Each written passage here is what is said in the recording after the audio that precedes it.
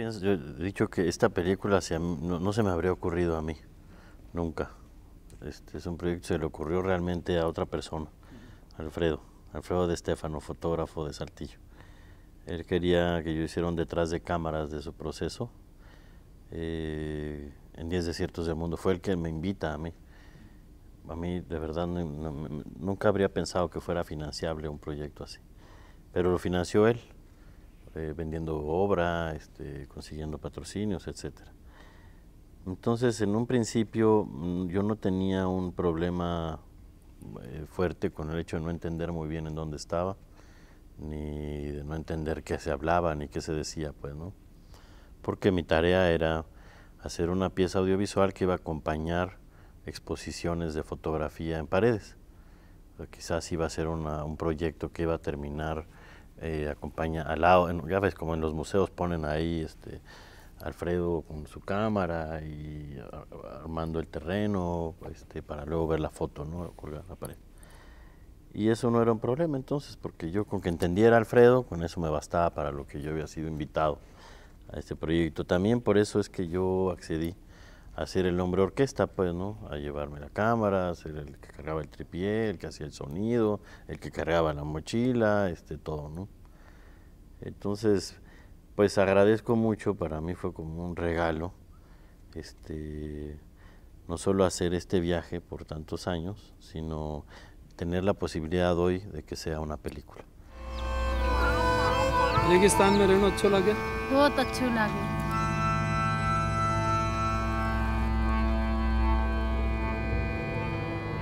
Cuando yo me di cuenta que esos retazos, que para mí eran como, iban a ser una especie de escenografía para lo que hacía Alfredo, me di cuenta que la película estaba más bien en otro lado y no en lo que Alfredo me pedía.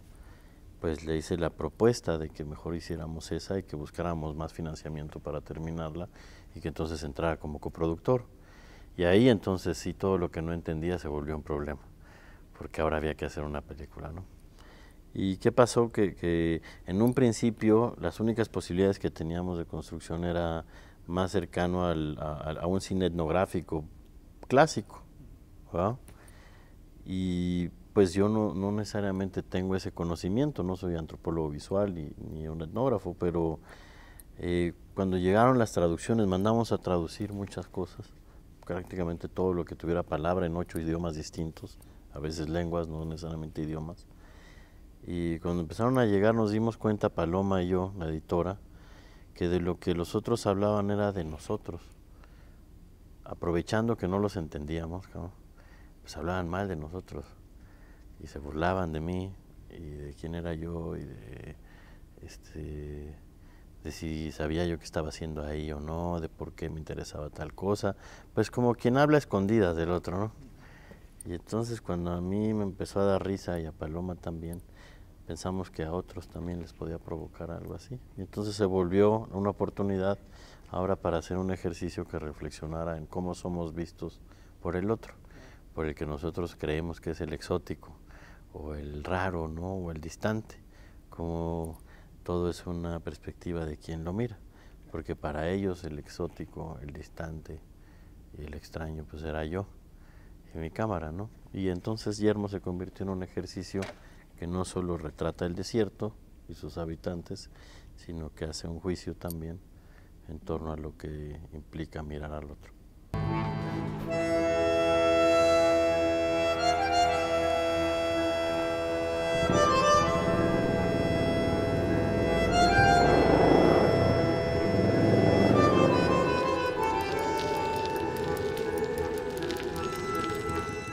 Es una película en donde vamos a ver que las familias mongolas nos dicen a quienes lo estamos viendo en la pantalla que somos bichos raros y que vivimos lejos, ¿verdad?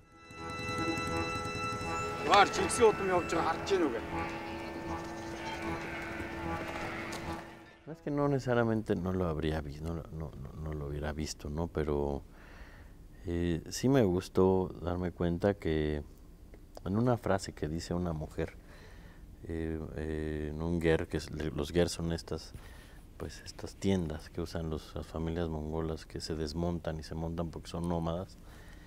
Me impactó mucho cuando esa mujer decía que con lo que soñaba era con visitar lugares distantes. Y me impactó mucho porque para mí no existía un lugar más distante que el desierto del Gobi en Mongolia, ¿no? Ni siquiera estaba cerca de Ulan Bator, que es la capital, o cerca de un poblado. Era en medio de la nada. Y eso dimensionó toda la película que yo estaba haciendo, porque esa mujer sueña con la distancia, siendo que para mí y para el resto del mundo, ella es la distancia, ¿no?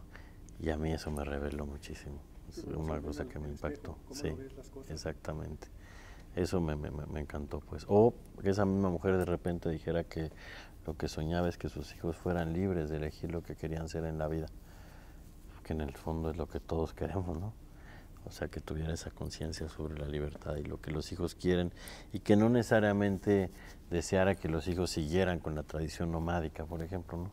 Sino que eligieran una mujer pastora, ¿no?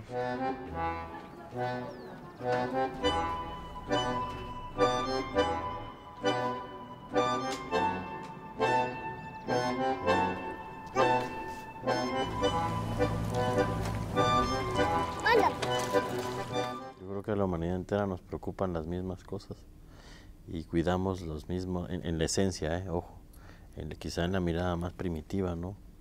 Que es algo que me gusta mucho de las sociedades desérticas, ¿no? Del desierto. Son muy primitivos en muchos sentidos. Y sí, creo que perseguimos más o menos lo mismo, cuidamos a los mismos. Yo he hablado en estos días algo que a mí me hace mucho eco con las formas en las que tuvimos que vivir en este año y medio de confinamiento, ¿no? Lo que más nos preocupaba era la salud de los abuelos o de nuestros padres, ¿no? A quienes tenemos hijos, lo que más nos preocupaba era el futuro de los hijos, ¿no? En las condiciones de vida que había acá. Y cuando teníamos que pensar en cobijar y cuidar algo, siempre íbamos por los círculos familiares, ¿no? Y fuimos borrando mucho posturas ideológicas, nos volvimos más básicos, pues, ¿no? Claro, se nos va a olvidar y vamos a volver un poco al mismo caos, pero yo sí creo que también eso es lo que compartimos cuando somos básicos, y a veces hay que apreciar esas cosas básicas, no en el tener o en ese rollo de no tengas nada, ¿no?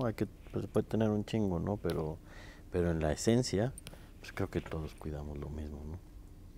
Los quiero invitar, verdad, con mucho gusto, porque no imaginé nunca que estaba haciendo una película a la que los iba a estar invitando que la vieran.